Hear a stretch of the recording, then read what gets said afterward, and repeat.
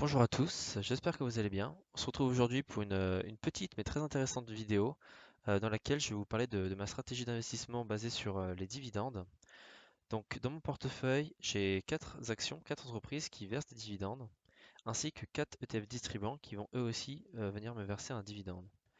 Donc en bas, dans la section des dividendes à venir, on peut voir que pour le mois de juin, je vais récupérer 21,75 € de mon ETF Vanek Morningstar, auxquels vont être retirés 30% la taxe sur les plus-values et sur les dividendes en France, ce qui va m'amener à un total de 18,49 €. Donc je viens de le rajouter dans le Google Sheet et on se rend compte que c'est mon record all-time sur ce portefeuille depuis que j'ai commencé à investir.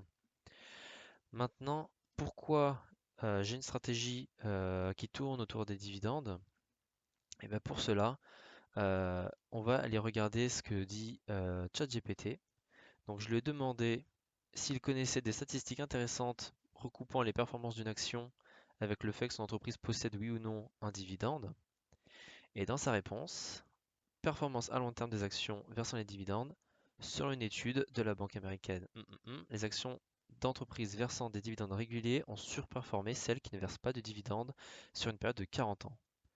Les entreprises qui augmentent régulièrement leurs dividendes affichent une performance annualisée supérieure à celle des entreprises qui ne versent pas de dividendes. Donc c'est une information assez intéressante quand même.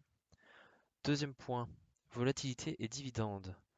Les actions des entreprises versant des dividendes tendent à être moins volatiles que celles qui n'en versent pas.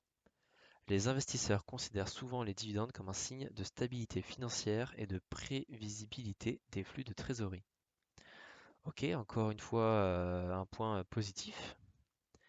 Impact des hausses et des baisses de dividendes. Les entreprises qui augmentent leurs dividendes ont tendance à voir le cours de leurs actions augmenter, car cela est souvent interprété comme un signe de confiance de la part de la direction dans les perspectives futures de l'entreprise. A l'inverse, une réduction ou une suspension des dividendes peut entraîner une chute du cours de l'action, car cela peut indiquer des problèmes financiers. Ok, troisième point aussi très intéressant. Ça montre qu'une entreprise est solide si elle continue sur la durée à verser un dividende, voire même à l'augmenter d'année en année. Et à l'inverse, si jamais une année elle se voit devoir arrêter de verser un dividende, et ben, elle risque de perdre la confiance de tous ses investisseurs et donc de couler l'action de l'entreprise. Rendement des dividendes et valorisation des actions. Les actions avec des rendements de dividendes élevés peuvent être perçues comme des valeurs intéressantes du stock, mais un rendement trop élevé peut aussi être un signe de risque, indiquant que le marché a fait chuter le prix de l'action en raison de préoccupations concernant l'avenir de l'entreprise. Donc là, c'est un point très intéressant, c'est que c'est pas parce qu'une entreprise verse un haut dividende qu'elle est forcément à l'aise financièrement. Il faut faire très attention. C'est pas plus grand dividende égale entreprise très bien financièrement. Parce que le risque que l'entreprise risque de faire face, c'est que si une année elle a du mal à générer un chiffre d'affaires suffisant et qu'elle se doit de verser un dividende important à tous ses actionnaires, si elle est dans l'incapacité de fournir le dividende à ses actionnaires, ça peut être fatal pour l'entreprise entière. Croissance des dividendes versus action de croissance. Les entreprises qui versent des dividendes en croissance sont souvent considérées comme des investissements sûrs et conservateurs, offrant à la fois des revenus et un potentiel plus-value modéré. Les actions de croissance, en revanche, réinvestissent souvent leurs bénéfices pour financer la croissance, plutôt que de verser des dividendes. Ces entreprises peuvent offrir des rendements plus élevés, mais avec un risque accru. Donc oui, là aussi, ça paraît logique. Donc soit l'entreprise décide de verser à ses actionnaires des dividendes, donc en leur faisant participer à la croissance financière de l'entreprise, soit elle décide de réinvestir directement ces dividendes plutôt que de les reverser aux actionnaires pour voilà, investir encore plus dans sa recherche et améliorer encore plus ses capacités enfin, voilà, pour battre ses concurrents et grossir encore plus. Étude empirique, une étude réalisée montre que de 1970 à 2020, les actions de sociétés qui augmentaient régulièrement leurs dividendes ont affiché un rendement annuel moyen de 10,7%, contre 8,6% pour le S&P 500. Donc le S&P 500, c'est l'indice qui suit les performances des 500 plus grandes entreprises américaines. Donc,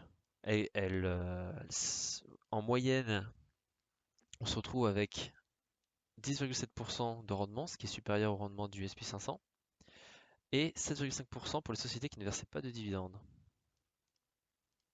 Donc c'est encore une fois un point très important.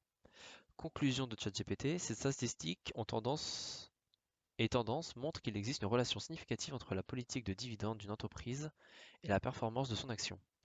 Cependant, il est important de noter que les dividendes ne sont qu'un des nombreux facteurs à considérer lors de l'évaluation d'une action. Il est crucial de prendre en compte le contexte spécifique de chaque entreprise et de son secteur. Donc ça, bien sûr, en investissement, et comme je disais tout à l'heure, c'est pas parce qu'il y a un gros dividende que l'entreprise va tenir sur les 20 prochaines années. Donc ça, c'est ce que pense ChatGPT.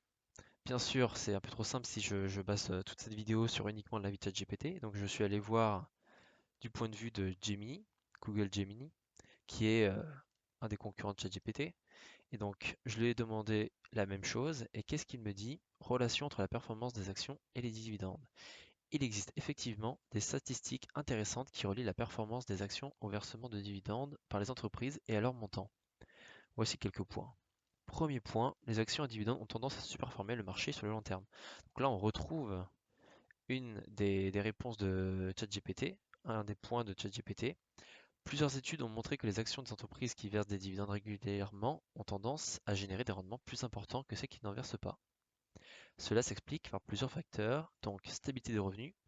Les dividendes fournissent aux investisseurs un flux de revenus régulier, ce qui peut être particulièrement attrayant en période d'incertitude économique.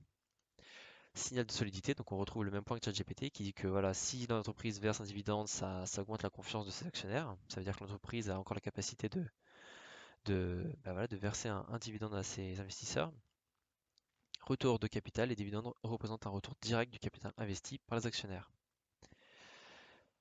Donc oui, clairement, parce que là, moi, j'ai investi dans un ETF, j'ai même pas besoin de le vendre pour essayer de récupérer une plus-value. Donc là, d'ailleurs, il a un moins-value de 5 euros. Mais voilà, si sans l'avoir récupéré, voilà, je sais que je vais gagner 18 euros environ,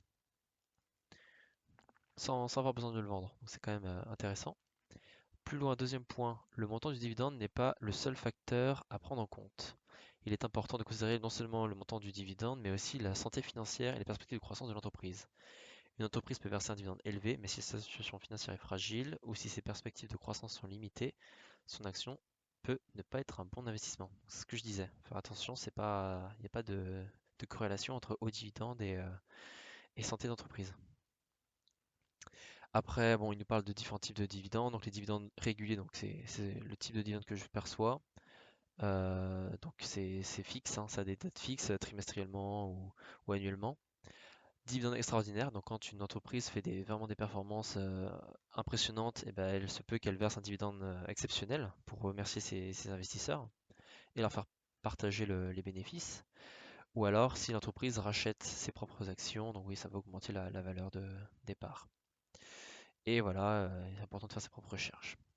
Donc, je pense qu'après avoir lu tout ça, vous comprenez un peu mieux pourquoi je me tourne vers une stratégie basée autour des dividendes. Après, comme je l'ai montré dans ma dernière vidéo sur les ETF accumulants, je suis aussi à la recherche d'un ETF accumulant qui va me permettre d'avoir directement un effet boule de neige sur les dividendes perçus et au lieu de les recevoir taxés, directement les réinvestir dans le panier d'actions de l'ETF accumulant que j'aurais choisi. Donc voilà, ce sera tout pour cette vidéo. J'espère qu'elle a été intéressante et instructive. Si vous avez des questions, faites-le moi savoir. Si vous cherchez un broker pour investir sur les marchés, je mettrai un lien en description, un lien de parrainage qui vous permettra d'avoir vos premières transactions sans frais, jusqu'à 100 euros. Puis voilà, si vous avez des conseils, besoin d'avis ou d'opinion, n'hésitez pas à laisser un message en bas de la vidéo. Bonne journée à vous et à la prochaine. Salut!